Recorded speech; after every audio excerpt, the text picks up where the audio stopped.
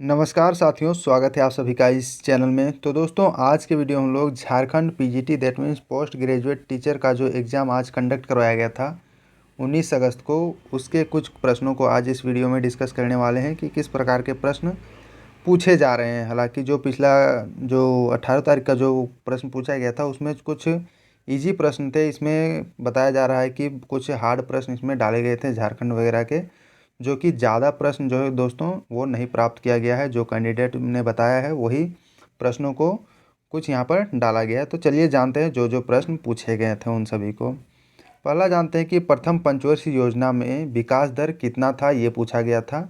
तो ये अगर देखा जाए तो इसमें लक्षित वृद्धि दर इसमें रखा गया था 2.1%, और इसमें जो प्राप्त हुआ था, जो अचीव हुआ था, इससे ज़्यादा अचीव हुआ था, जो कि ये 3.6% का विकास दर इसमें हासिल हुआ था। तो यही इसका करेक्ट आंसर होगा। और ये जो मॉडल जो बेस्ड था, जो प्रथम पंचवर्षीय योजना था, ये हेराल्ड डोमर मॉडल पे ये आधारित था। और ये जो चला था ये 1951 से लेके 1956 तक ये प्रथम पंचवर्षीय योजना था जो चला था। और ये दोस्तों हमारे जो प्रथम प्रधानमंत्री थे पंडित जवाहरलाल नेहरू जी के द्वारा ये यूएसएसआर मतलब रसिया जो अभी इस टाइम पे है वहाँ से ये लाया गया था, क्योंकि वहाँ पर ये पहले से चल रही थी पंचवर्षीय योजनाएं।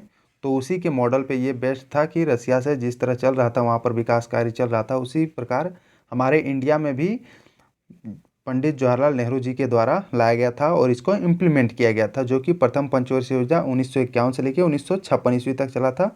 तो ये डेट भी ये याद रखें, ईयर जो है, क्योंकि जो लैब असिस्टेंट का जो एग्ज़ाम हो रहा था उसमें काफ़ी क्वेश्चन दोस्तों डायरेक्ट ये ईयर से पूछा गया था कि छठी पंचवर्षीय योजना कब से कब तक चला था, सातवीं पंचवर्षीय योजना कब से कब तक चला था। जो लोग देखे होंगे उन सभी को आइडिया होगा कि किस प्रकार का प्रश्न लैब असिस्टेंट में पूछे गए थे, क्योंकि दोनों का जो सिलेबस है पेपर 1 और पेपर 2 का, वो दोनों पेपर 1 का जो सिलेबस है पीजीटी और लैब असिस्टेंट का, इन दोनों का सिलेबस लगभग सेम है। तो क्वेश्चन दोस्तों वो थोड़ा बहुत आपको मैच करता हुआ दिखेगा। तो चलिए दोस्तों जानते हैं और भी जो पंचवर्षीय योजना है, क्योंकि आने वाले एग्जाम में हो सकता है इससे प्रश्न पूछे जाएंगे। तो जो पहली पंचवर्षीय योजना था जो कि 1951 से लेकर 1956 तक चला था, इसमें जो फोकस किया गया था कृषि, बिजली और सिंचाई के क्षेत्र में फोकस किया गया था। इसमें लक्ष्य दर रखा गया था 2.1%, जो कि हासिल हुआ 3.6% का ये हासिल हुआ था। अगर दूसरी पंचवर्षीय योजना देखा जाए तो ये 1956 से लेकर 1961 तक चला था, जो कि ये उद्योग पर फोकस किया गया था। जो हैवी इंडस्ट्रीज है उन सभी पे ये फोकस किया गया, और इसमें लक्ष्य दर रखा गया था 4.5%, जो कि ये वृद्धि दर जो हासिल हुआ ये 4.2% केवल हासिल हुआ, मतलब थोड़ा कम इसमें हासिल हुआ था। तीसरा अगर देखा जाए तो ये 1961 से लेकर 1966 तक चला था, जो कि खाद्य और उद्योग दोनों को फोकस किया था। और इसमें लक्ष्य दर रखा गया था 5.6%, लेकिन इसमें बहुत ही कम मतलब अचीव हुआ, 50% भी अचीव नहीं हुआ था, जो कि ये 2.8% के लगभग में ये अचीव हुआ था। चौथी पंचवर्षीय योजना अगर देखा जाए तो 1969 से लेकर 1974 तक चला था, जो कि कृषि पर बेस्ड था। बाकी ये सभी देख लें, वीडियो को आप एक बार पॉज करके इसको, इस चार्ट को आप याद कर लें जैसे भी हो, क्योंकि आने वाला एग्जाम में यहीं से आपको हूबहू प्रश्न जो है दोस्तों उठा के वहाँ पर डाला हुआ मिलेगा। जो लैब असिस्टेंट में जो पूछा गया था दोस्तों जो प्रश्न, ये सातवीं पंचवर्षीय योजना पूछा गया था, और ये छठवीं भी पूछा गया था, और शायद नौवीं भी पूछा गया था। तो ये सभी चीज़ें हैं दोस्तों जो पंचवर्षीय योजना से रिलेटेड हैं। और दोस्तों जो पंचवर्षीय योजना जो है ये लास्ट जो चला था ये 12वीं पंचवर्षीय योजना चला था, जो कि 2012 से लेकर 2017 तक था, लेकिन उसको बीच में ही टर्मिनेट कर दिया गया था मोदी सरकार जी के द्वारा।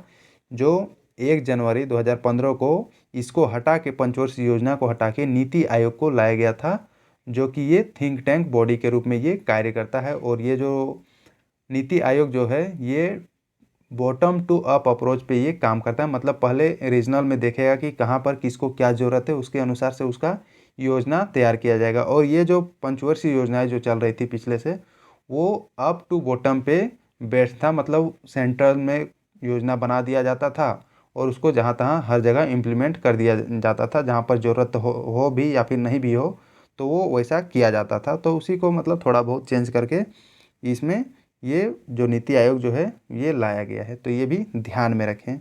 अब नेक्स्ट जानते हैं दोस्तों जो अगला प्रश्न है, बाबा का बहुवचन क्या होगा, ये प्रश्न पूछा गया था। तो इसका बाबा ही होगा, क्योंकि साधु का अगर बहुवचन देखा जाए तो इसका साधु ही होता है, तो बाबा का भी बाबा ही होगा। तो ये इसका करेक्ट आंसर होगा। अगला प्रश्न जो है, युधिष्ठिर किस समास के अंतर्गत आता है? तो ये दोस्तों ये बहुब्रीहि समास के अंतर्गत आता है। तो दोस्तों समास के जितने भी टाइप हैं उन सभी को आप एक दो बार जरूर रिवाइज करके जाएं, क्योंकि यहाँ से दोस्तों 2-3 प्रश्न हर एग्जाम में पूछे ही जा रहे हैं, क्योंकि ये देखने को मिल रहा है, आपको दिखेगा। तो अब जान लेते हैं कि बहुब्रीहि समास का डेफिनेशन क्या होता है। तो ये जो बहुब्रीहि समास ऐसा समास होता है जिसके समस्त पदों में से कोई भी पद प्रधान नहीं होता है। यह दोनों पद मिलके किसी तीसरे पद को और संकेत करते हैं, और वही क्या कहलाता है? बहुब्रीहि समास कहलाता है। जैसे कि अगर देखा जाए, कलह प्रिय जो है ये एक वर्ड है जिसमें कलह और प्रिय से मिलके ये बना है। जितेंद्रिय है, धतधन है, पीताम्बर है, चौड़ली है, गजानन है, ये सभी जो पद हैं जो कि ये बहुब्रीहि समास के अंतर्गत आते हैं। और भी जितने समास है, तत्पुरुष समास, तद्भव समास, उन सभी को भी आप एक बार देख ले। हालांकि जो मैंने 10 मॉडल सेट करवाए हुए हो उसमें मैंने सारे समास को कवर किया हुआ है, प्रत्येक मॉडल सेट में आपको दिख जाएगा। अब नेक्स्ट जानते हैं दोस्तों, अगला जो है प्रश्न जो कि ये पूछा गया था, 2 प्रश्न पूछे गए थे जो कि समचतुर्भुज से ये प्रश्न पूछा गया था। हालांकि एग्जैक्ट प्रश्न जो है दोस्तों वो प्राप्त नहीं हुआ था, तो इसी के कारण बस यही डाला हुआ है। तो चलिए जान लेते हैं इसके कुछ जो फॉर्मूलेज होते हैं, उसी पे ये बेस्ट होगा। जो कि फॉर्मूला जिनको याद होगा समचतुर्भुज वगैरह का, वो तो इजीली क्वेश्चन वो कर लिए होंगे। जैसे कि जानते हैं कि चतुर्भुज का जो क्षेत्रफल होता है ये 1/2 और विकर्णों का गुणनफल होता है। समांतर चतुर्भुज का क्षेत्रफल अगर देखा जाए तो ये आधार गुणे ऊंचाई होता है। और सम चतुर्भुज का क्षेत्रफल देखा जाए तो 1/2 इंटू विकर्णों का ही गुणनफल होता है। और इसका एक और क्षेत्रफल अगर देखा जाए तो √ओवर भुजा का स्क्वायर माइनस विकर्ण का स्क्वायर बाई 2 इसका एक और क्षेत्रफल होता है। और भी जितने दिए गए हैं, समांतर चतुर्भुज का परिमाप 2 इंटू आसन भुजाओं का योग होता है। समलंब चतुर्भुज का क्षेत्रफल अगर देखा जाए तो 1/2 इंटू समांतर चतुर्भुज का योग इंटू ऊंचाई इसका फॉर्मूला होता है। तो ये सभी फॉर्मूला जितने भी है मैथ्स के, वो सभी याद कर लें, क्योंकि आने वाला एग्जाम में इससे रिलेटेड आपको प्रश्न देखने को मिलेंगे। अगर फॉर्मूला ही याद नहीं रहेगा तो वो क्वेश्चन आप कोई भी हालत से वो मतलब जल्दी नहीं बना पाओगे। दोस्तों इस आज का जो एग्ज़ाम था ये काफ़ी मतलब थोड़ा टफ बताया जा रहा है, क्योंकि जो कैंडिडेट दे के आया था एग्ज़ाम, वो मैक्सिमम क्वेश्चन जो है दोस्तों वो नहीं बता पा रहा था कि क्या क्या क्वेश्चन पूछे गए थे। बस वो बता रहा था कि किस सेक्शन से प्रश्न पूछे गए थे। एग्जैक्ट प्रश्न जो है दोस्तों वो नहीं बता पा रहा था। अगर किन्हीं को आप लोग को अगर याद हो जो आप एग्ज़ाम दे के आए हैं, तो आप कमेंट बॉक्स में आप टाइप करके सेंड कर सकते हैं। आपका जो उसका आंसर हो दोस्तों नेक्स्ट वीडियो में अपलोड कर दिया जाएगा। तो जो लोग दे लिए हैं एग्ज़ाम, तो वो आप अगर टेलीग्राम ग्रुप में नहीं जुड़े हैं तो ज़रूर जुड़ें, वहाँ पे भी आप प्रश्न सेंड कर सकते हैं। अब नेक्स्ट जानते हैं दोस्तों, अगला और भी प्रश्न पूछे गए थे। जैसे कि समाज से 3 प्रश्न पूछे गए थे। पर्यायवाची शब्द से प्रश्न पूछा गया था।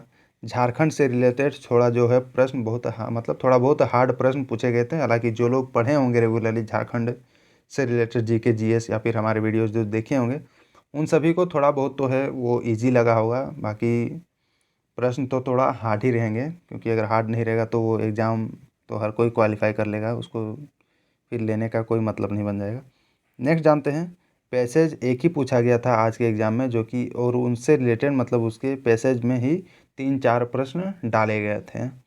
अब नेक्स्ट जानते हैं दोस्तों, अगला जो प्रश्न है जो कि कंप्यूटर के मशीन लैंग्वेज कंपाइलर और एमएस ऑफिस से प्रश्न पूछा गया था। मतलब इस सेक्शन से प्रश्न पूछा गया था। तो अगर आप तैयारी करना चाह रहे हो तो ये सभी जो पॉइंट्स हैं, टॉपिक्स हैं, उन सभी को आप एक बार देख लें। कंप्यूटर से रिलेटेड कीवर्ड्स क्या क्या होते हैं उन सभी चीज़ों को, क्योंकि वहाँ से प्रश्न आपको देखने को मिलेंगे।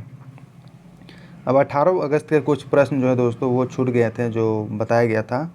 उसमें एक प्रश्न था कि बाइनरी कोड जो है ये किस में इस्तेमाल किया जाता है। तो दोस्तों ये जो बाइनरी कोड जो होता है जिसको 0 और 1 से डिनोट किया जाता है, जो एक 2 सिंबल सिस्टम होता है, जो कि ये कंप्यूटर प्रोसेसर को ये इंस्ट्रक्शन प्रोवाइड करता है। मतलब जो कंप्यूटर जो काम करता है ये बाइनरी कोड पे ही ये काम करता है। हालांकि हम लोग जो देखते हैं वो कुछ और देखते हैं, और अंदर में जो कुछ और काम होता है ये बाइनरी सिस्टम के थ्रू ही ये कंप्यूटर काम करता है। अगर देखा जाए जैसे कि अगर नल कैरेक्टर, अगर कोई कैरेक्टर नहीं लिखा जाए तो इसको आस्की कोड में 0 से रिप्रेजेंट किया जाता है, और बाइनरी कोड में 000 से रिप्रेजेंट किया जाता है। और अगर स्मॉल ए का देखा जाए तो इसको 97 से आस्की कोड में लिखा जाता है। और अगर बाइनरी कोड में अगर देखा जाए दोस्तों तो 11100001। बी को देखा जाए तो ये 98 होता है और इसका बाइनरी कोड होता है 11000010। इसी तरह दोस्तों जो कंप्यूटर है वो वर्क करता है, 01 पे बेस्ड है जो हमारा कंप्यूटर है। अब नेक्स्ट जानते हैं अगला जो प्रश्न पूछा गया था 18 अगस्त को।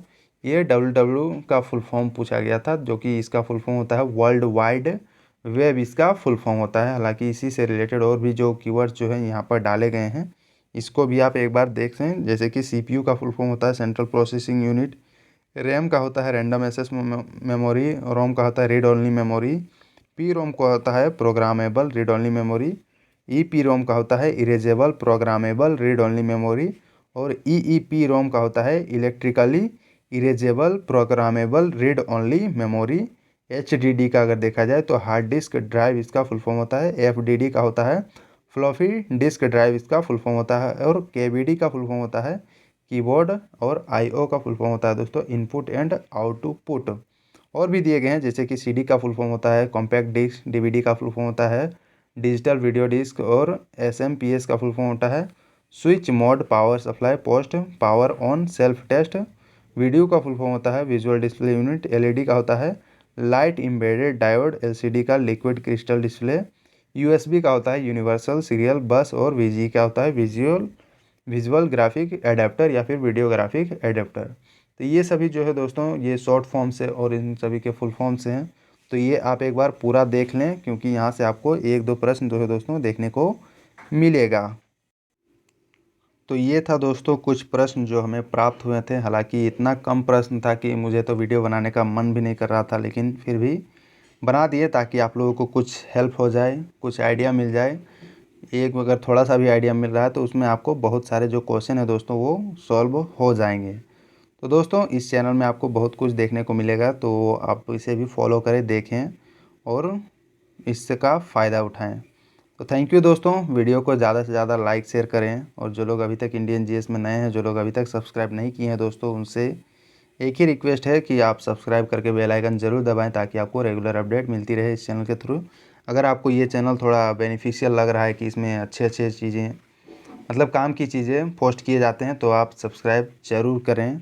तो थैंक यू दोस्तों, मिलते हैं अगले वीडियो में। अगर आपको इसकी PDF की ज़रूरत हो दोस्तों तो टेलीग्राम ग्रुप ज्वाइन करें, लिंक आपको डिस्क्रिप्शन में मिल जाएगा।